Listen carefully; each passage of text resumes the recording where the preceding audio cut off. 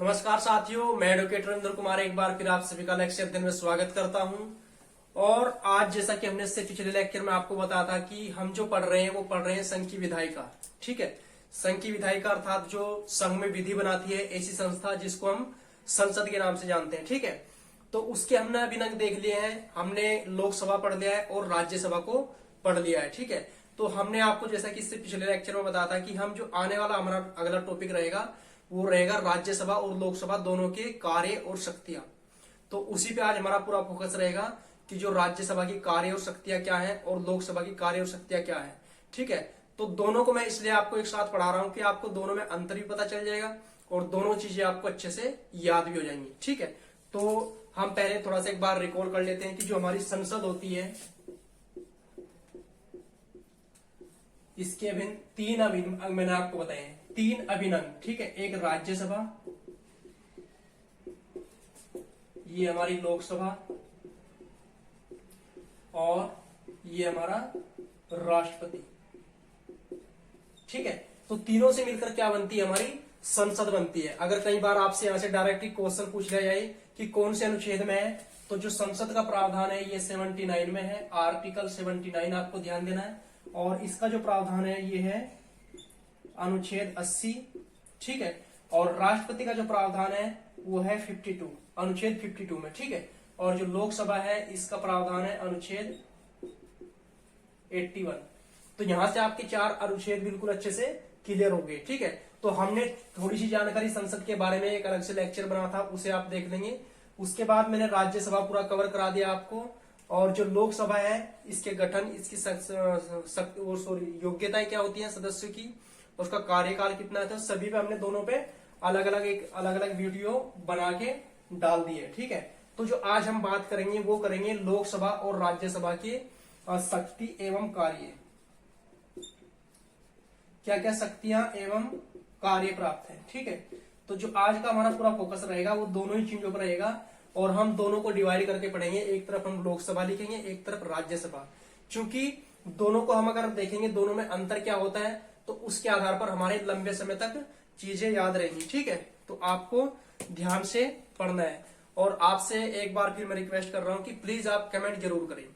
ठीक है, जो आपको हमारा तरीका है पढ़ने का वो ठीक लग रहा है या थोड़ा सा और सुधार की जरूरत है तो आप कमेंट में जरूर बताएं। ठीक है, क्योंकि जो आपका कमेंट होता है उससे हमारा मनोबल बढ़ता है और हमें पता चलता है कि हमारी वीडियो को देखा जा रहा है। ठीक है, तो आप कमेंट जरूर करें और जिसको भी वीडियो पसंद आ रही है वो लाइक भी करें और शेयर, और जिसने अभी तक सब्सक्राइब नहीं किया है वो चैनल को सब्सक्राइब भी करते जाए साथ साथ में। ठीक है, तो चलिए आज पढ़ेंगे हम।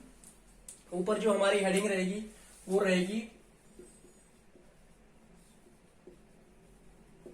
राज्यसभा और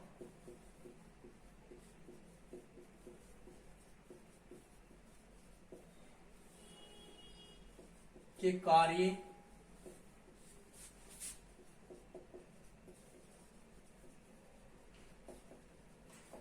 एवं शक्तियां। ठीक है, कार्य एवं शक्तियां। तो एक साइड हम किसको लेंगे, राज्यसभा। ठीक है, या हम एक साइड लोकसभा लिख सकते हैं, कोई दिक्कत नहीं, क्योंकि उधर हम राज्यसभा लिखेंगे, इसमें हमको कम लिखना पड़ेगा।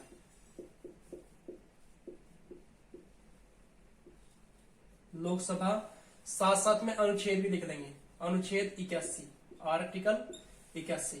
और इधर हम लिख देंगे राज्यसभा।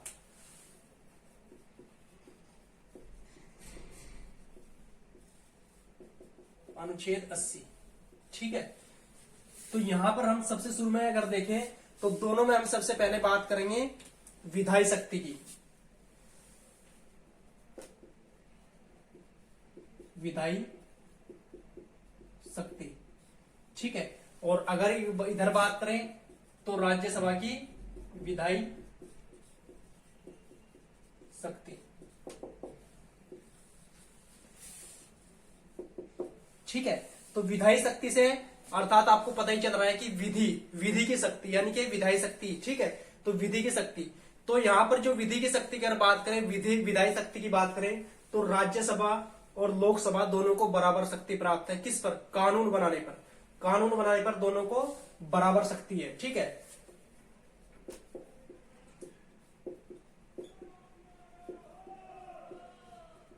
कोई विधेयक पर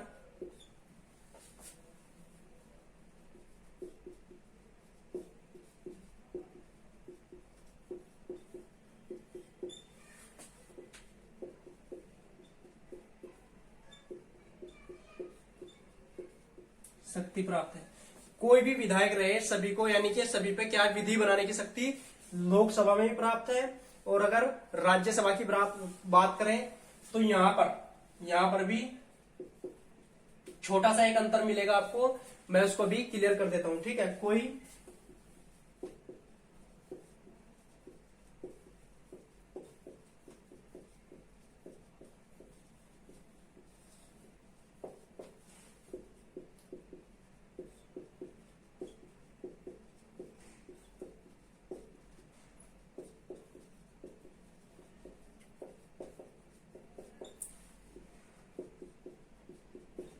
ठीक है, अगर लोकसभा की बात करें तो लोकसभा में राज्यसभा के साथ मिलकर, ठीक है, और अगर राज्यसभा की बात करें तो राज्यसभा में लोकसभा के साथ मिलकर किसी भी विधेयक पर क्या विधि बनाने की शक्ति प्राप्त है, किसको, दोनों को बराबर है, दोनों को बराबर दी गई है। ठीक है, और अगर बात करते हैं कि इसका एक्सेप्शनल केस क्या है, कि कौन सा विधेयक है जिस पर राज्यसभा का कोई रोल नहीं है। ठीक है, इधर देख लेते हैं इसको भी। अगर यहां पे हम बात करें धन विधेयक की,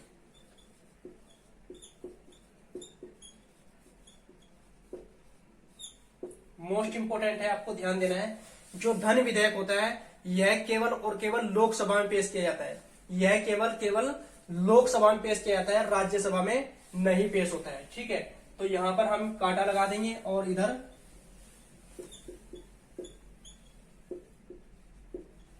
धन विधेयक, इधर हम राइट का निशान लगा देंगे। आपको इससे याद हो जाएगा कि जो धन विधेयक है यह केवल और केवल लोकसभा में पेश होता है और इसको 14 दिन के लिए, इसको 14 दिन के लिए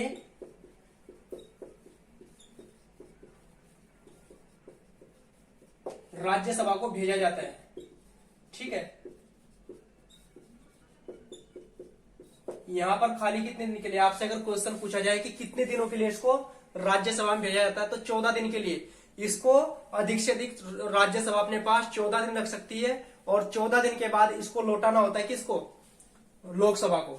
राज्यसभा को वापस लौटाना होता है किसको, लोकसभा को। और चाहे तो 14 दिन में कोई अपनी स्वीकृति दे राज्यसभा या ना दे, और 14 दिन के बाद इसको पारित माना जाएगा। ठीक है, तो यहां पर सभी विधेयक पर बराबर विधि बनाने का अधिकार किसको है, दोनों को बराबर है। किंतु जो धन विधेयक रहेगा यह केवल और केवल सबसे पहले लोकसभा में पारित होता है, यानी कि लोकसभा में पेश किया जाता है और इसके बाद यहां से पारित होने के बाद यह राज्यसभा में जाएगा 14 दिन के लिए। और 14 दिन में यदि कोई स्वीकृति अपनी राज्यसभा देती है तो ठीक है, और जो भी इसमें स्वीकृति देती है या नहीं देती है उसको लोकसभा मान भी सकती है और नहीं भी मान सकती है। ठीक है, तो अगर विधायी शक्ति की बात करें तो सभी विधेयक पर लगभग सभी को बराबर अधिकार है, यानी कि लोकसभा को भी और राज्यसभा को भी बराबर अधिकार है। किंतु धन विधेयक एक ऐसा विधेयक है जिस पर केवल और केवल लोकसभा में पारित होता है और लोकसभा में पारित होने के बाद यह राज्यसभा को 14 दिन के लिए भेजा जाता है और 14 दिन में यदि इसको पेश नहीं करती है, यानी कि पारित नहीं करती है राज्यसभा,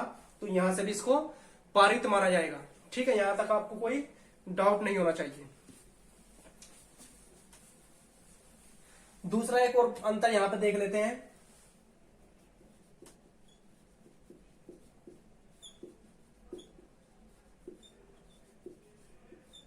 जो साधारण विधेयक होता है यदि मतभेद हो जाए,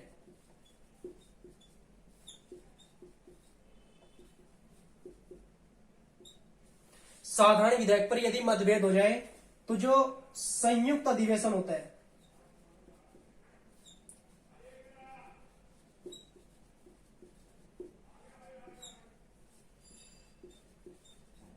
अनुच्छेद 108 के अनुसार जो संयुक्त अधिवेशन होता है वो केवल और केवल उसकी जो अध्यक्षता करेगा वो लोकसभा का स्पीकर करेगा। यानी कि जो संयुक्त अधिवेशन होता है, ठीक है, संयुक्त अधिवेशन आहूत करने की शक्ति,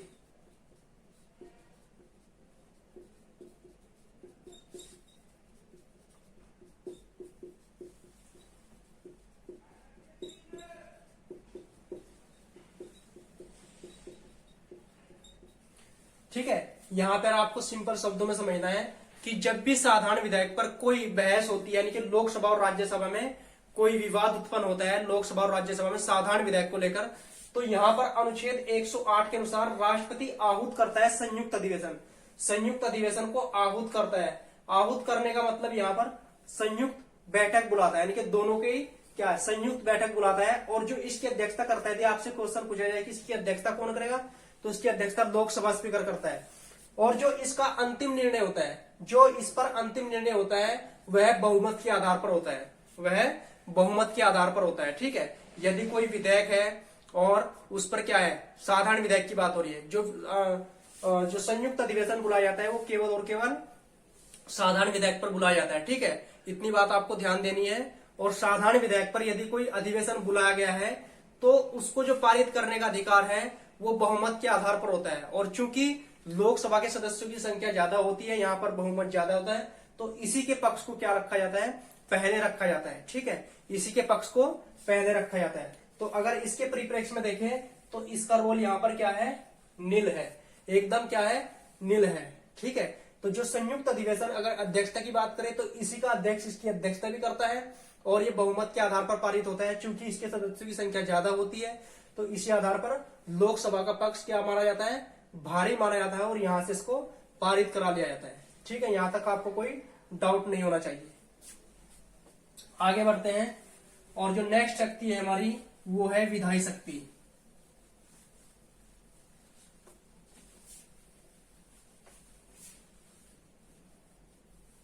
सॉरी, वित्तीय शक्ति। ठीक है, जो नेक्स्ट हमारा रहेगा वो रहेगा वित्तीय शक्ति। हमने विधायी शक्ति देखी है, इसके बाद हम बात करेंगे वित्तीय शक्ति।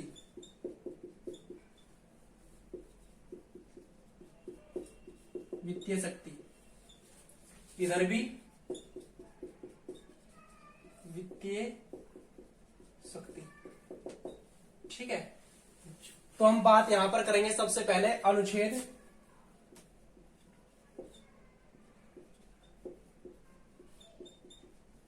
109 और ये होता है धन विधेयक।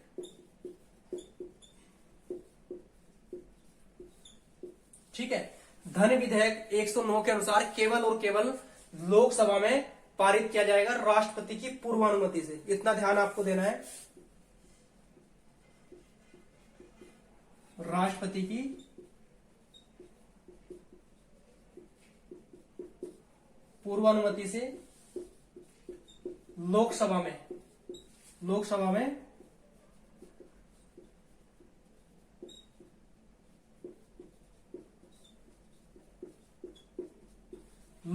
पेश होगा। ठीक है, धन विधेयक लोकसभा में पेश होगा राष्ट्रपति की पूर्वानुमति से, अनुच्छेद 109 के अनुसार। ठीक है, और यहां पर जो राज्यसभा का रोल है वो क्या है, ना के बराबर है।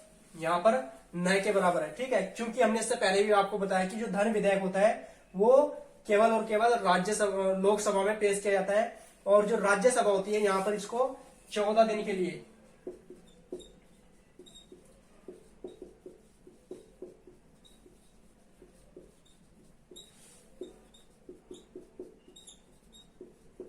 यहां केवल और केवल इसको 14 दिन के लिए भेजा जाता है। ठीक है, तो यहां पर आपको वित्तीय विधेयक की शक्ति की अगर बात करें तो वित्तीय शक्तियों में अगर बात करें लोकसभा की तो जो अनुच्छेद 109 के अनुसार जो भी धन विधेयक होगा उसको राष्ट्रपति की पूर्वानुमति के अनुसार सबसे पहले कहां पर, लोकसभा में पेश किया जाएगा और लोकसभा में पारित होने के बाद ये राज्यसभा में जाएगा और राज्यसभा इसको केवल और केवल 14 दिन के लिए रोक सकती है। केवल 14 दिन के लिए रोक सकती है। आपसे अगर क्वेश्चन पूछा जाए कि जो धन विधेयक होता है इसको राज्यसभा कितने दिनों के लिए रोक सकती है, तो आपको बताना है 14 दिन के लिए। ठीक है, तो चाहे 14 दिन के बाद इसको पारित करे या ना करे, किंतु ये विधेयक राज्यसभा से पारित माना जाएगा। यह विधेयक राज्यसभा से पारित माना जाएगा। ठीक है, तो इसकी वित्तीय शक्तियों का एक महत्वपूर्ण पॉइंट है। ठीक है, तो अगर इसका रोल देखें यहाँ पर राज्यसभा का, तो लोकसभा की अपेक्षा यहाँ पर इसका कम महत्वपूर्ण रोल है। ठीक है, इतनी बात आपको क्लियर हो गई होगी। अब बात करते हैं संविधान संशोधन से संबंधित शक्ति।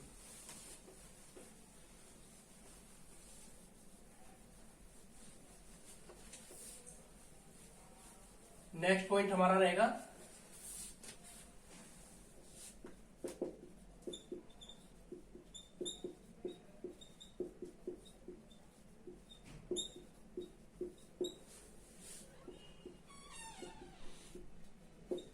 संबंधित शक्ति, ठीक है।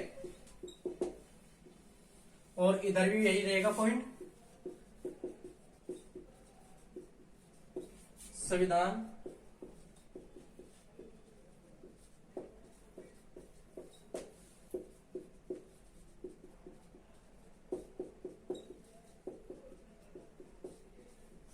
संबंधित शक्ति, ठीक है।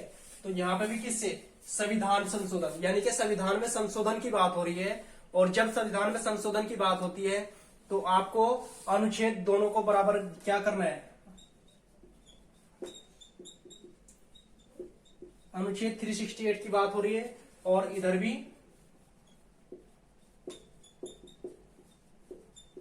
अनुच्छेद 360 बात हो रही है, ठीक है। तो आपको क्या करना है, जब संविधान संशोधन की बात होती है तो यहां पर लोकसभा और राज्यसभा दोनों को बराबर शक्ति प्राप्त है, ठीक है। तो यहां पर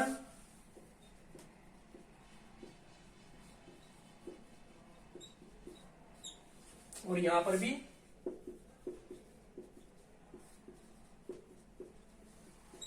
बराबर शक्ति प्राप्त है, ठीक है। अब कैसे प्राप्त है हम आपको बताते हैं, ठीक है। जब भी संविधान में संशोधन होगा, जब भी संविधान में कहीं भी संशोधन होता है तो उसका प्रस्ताव या तो लोकसभा में लाया जाएगा या राज्यसभा में लाया जाएगा, ठीक है। तो दोनों में क्या होगा, जिसमें भी पहले लाएगा तो उसमें कंडीशन होती है उपस्थित एवं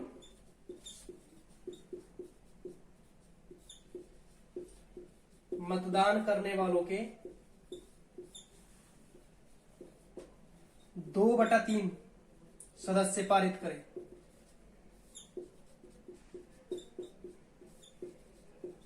ठीक है। और सेम कंडीशन कहां पे होती है, राज्यसभा में, उपस्थित एवं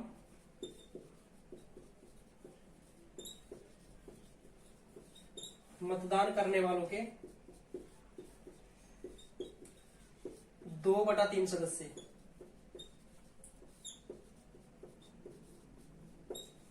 पारित करें, ठीक है।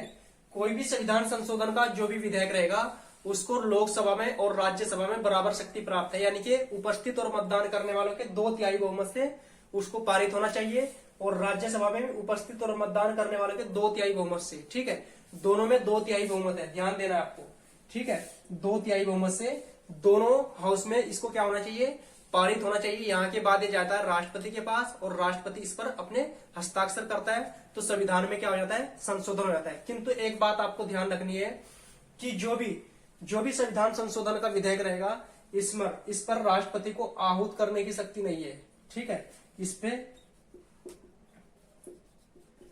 संयुक्त अधिवेशन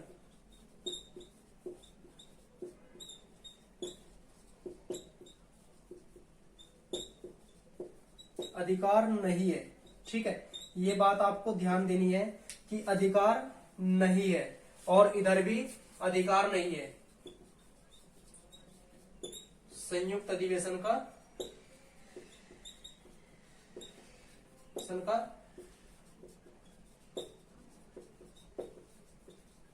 अधिकार नहीं है, इधर भी नहीं है और इधर भी नहीं है। तो आपको ध्यान देना है केवल साधारण बहुमत पे, साधारण विधेयक पर राष्ट्रपति को संयुक्त अधिवेशन बुलाने का अधिकार है, केवल और केवल संविधान किसमें, संयुक्त अधिवेशन बुलाने का साधारण विधेयक पर। और जब बात आती है संविधान संशोधन विधेयक की तो इस पर राष्ट्रपति को संयुक्त अधिवेशन बुलाने का अधिकार नहीं है, ठीक है।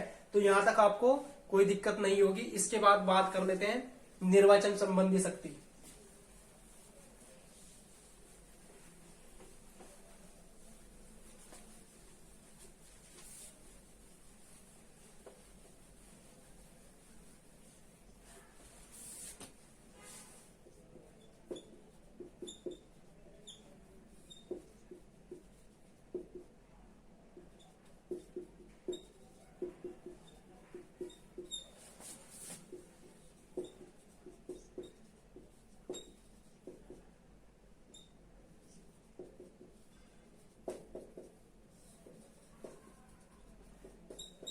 ठीक है। तो यहां पर भी लोकसभा और राज्यसभा को दोनों को बराबर अधिकार है, दोनों को बराबर अधिकार है। कहां पर, राष्ट्रपति के चुनाव में,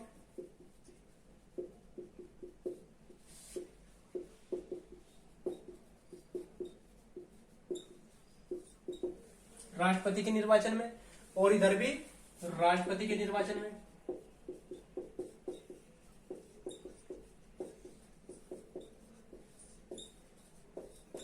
यहां पर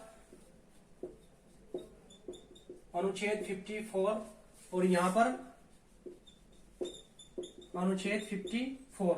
ठीक है, यहां पर बताया गया है कि जो राष्ट्रपति का निर्वाचन होता है उस पे एक क्या बनता है, जो इलेक्टोरल कॉलेज जो बनता है, जो निर्वाचक मंडल बनता है, उसमें लोकसभा और राज्यसभा यानी कि लोकसभा और राज्यसभा के निर्वाचित सदस्य भाग लेते हैं। ठीक है, तो यहां से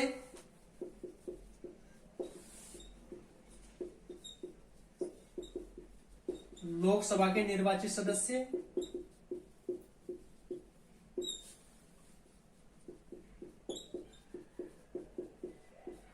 भाग लेते हैं, और इधर राज्यसभा के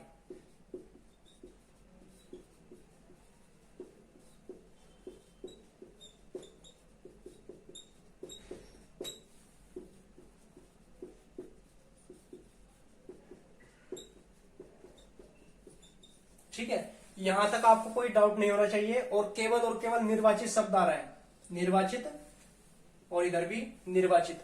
जो भी सदस्य लोकसभा में निर्वाचित होते हैं और जो भी सदस्य राज्यसभा में निर्वाचित है, वो सदस्य क्या करेंगे, राष्ट्रपति के चुनाव में भाग लेते हैं। ठीक है, तो यहां पर अगर निर्वाचित संबंधी शक्ति की अगर बात करें तो दोनों का रोल कितना है, बराबर है। ठीक है, यहां से भी निर्वाचित सदस्य भाग लेते हैं और यहां से भी निर्वाचित सदस्य लेते हैं। तो अगर अनुच्छेद की बात करें तो यहां पर राष्ट्रपति का जो निर्वाचन होता है अनुच्छेद 54 के अनुसार। और दूसरी बात अगर बात करें उपराष्ट्रपति की, उपराष्ट्रपति, ठीक है, तो उपराष्ट्रपति का जो निर्वाचन होता है वो होता है अनुच्छेद 66। ठीक है, और यहां पे बात करें उपराष्ट्रपति, यहां पे भी 66 निर्वाचन, और यहां पे भी निर्वाचन। ठीक है, तो यहां पे भी क्या, दोनों का बराबर रोल होता है, और यहां पे भी निर्वाचित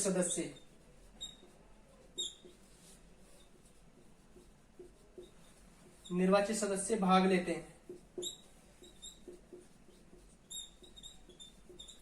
और इधर भी निर्वाचित सदस्य भाग लेते हैं।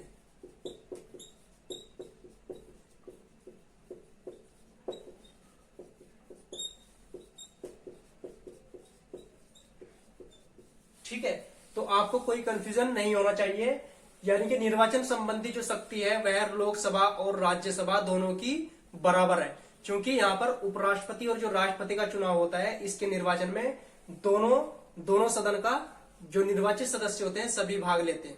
तो केवल और केवल निर्वाचित, मनोनीत सदस्य की बात नहीं कर रहा हूं, केवल और केवल निर्वाचित सदस्य। आपको ध्यान देना है, कंफ्यूज करने के लिए आपको मनोनीत सदस्य भी आएंगे कई बार, तो आपको ध्यान देना है कि जो राष्ट्रपति और उपराष्ट्रपति का चुनाव होता है, जो निर्वाचन होता है, उस निर्वाचन में केवल और केवल लोकसभा और राज्यसभा दोनों के निर्वाचित सदस्य भाग लेते हैं, निर्वाचित सदस्य भाग लेते हैं।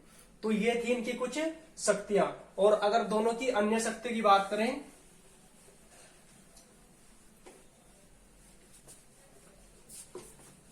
ये मोस्ट इंपोर्टेंट शक्तियां थी। और अगर अन्य शक्ति की बात करें यहां पर,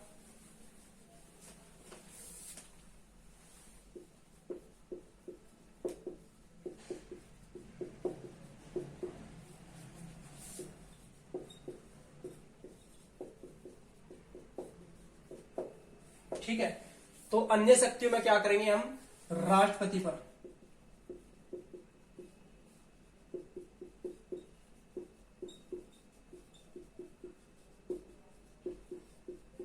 महाभियोग, यहां भी ला सकता का प्रस्ताव, और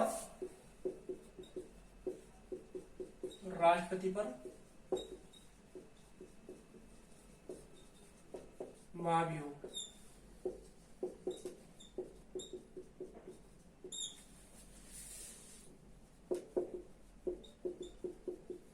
ठीक है, तो राष्ट्रपति पर जो महाभियोग का प्रस्ताव होगा वो लोकसभा में भी लाया जा सकता है और राज्यसभा में भी। दोनों सदनों में बराबर अधिकार है किसका, राष्ट्रपति पर महाभियोग के अधिकार का। ठीक है, और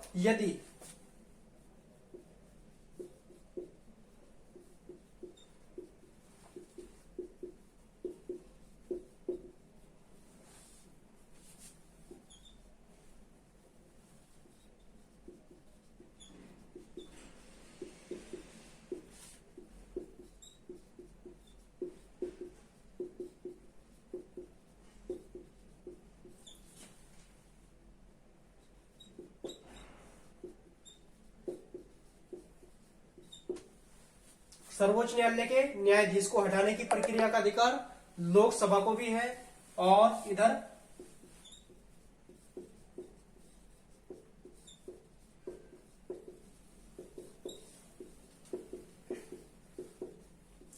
राज्यसभा को भी बराबर अधिकार है। ठीक है, तो ये थी कुछ अन्य शक्तियां। ठीक है, इसके अलावा और बहुत महत्वपूर्ण अगर चीज देखें यहां पर एक, तो वो होती है आपातकालीन शक्ति।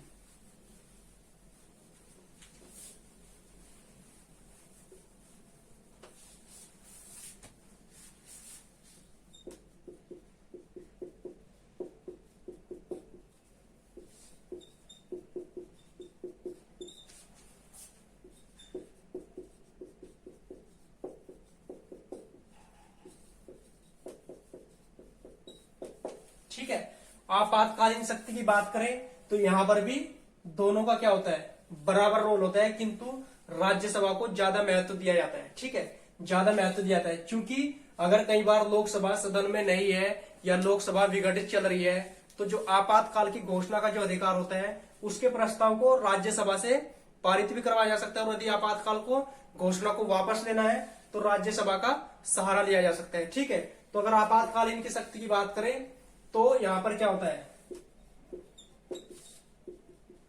कम शक्ति प्राप्त है, और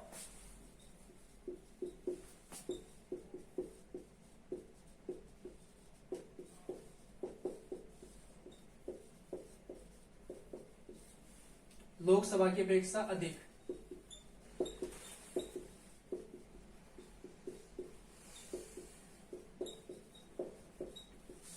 क्योंकि राज्यसभा को क्या विघटित नहीं किया जा सकता, क्योंकि भंग नहीं किया जा सकता, और ऐसी स्थिति में यदि हमारी लोकसभा भंग चल रही है तो राष्ट्रपति यदि आपातकाल की क्या करे, आपातकाल लगाना निश्चित हो, तो राज्यसभा से ही इसको पारित करा लिया जाता है, और यदि आपातकाल वापस लेना हो तो उसकी घोषणा भी राज्यसभा से पारित कराकर वापस कर लिया जाता है। ठीक है, तो अगर लोकसभा की अपेक्षा राज्यसभा को देखें तो यहाँ पर अधिक शक्ति प्राप्त है। ठीक है, तो ये दोनों की क्या थी, शक्तियां थी, और मुझे ऐसा है लेक्चर आपको बिल्कुल पसंद आया होगा। ठीक है, और मेरा जो पढ़ाने का तरीका, यानी कि जो आज मैंने पढ़ाने का सोचा था आपको कि एक तरफ लोकसभा पढ़ाऊं एक तरफ राज्यसभा, इससे आपको ज्यादा लंबे समय तक चीजें याद रहेंगी। ठीक है, क्योंकि आपने तुलना कर पढ़ाया है और ये चीजें आप कभी नहीं भूलोगे।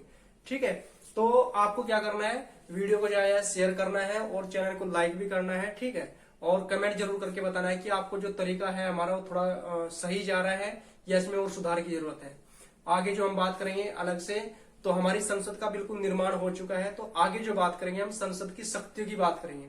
ठीक है, यानी कि जो हमारी संसद अब बनकर तैयार हो गई है, हमने इसके जो अंदर की जो अंग थे उन सभी को देख लिया है। इसके बाद हमारी संसद बनकर तैयार हो गई है, और जो संसद का कार्य होता है वो क्या होता है और उसको शक्तियां क्या प्राप्त है, उसी पे अगला लेक्चर हम लेकर आएंगे। ठीक है, तो आपको जुड़े रहना हमारे चैनल के साथ, और वीडियो को ज्यादा शेयर करना है। तो आप सभी अपना ध्यान रखिए, तब तक के लिए धन्यवाद।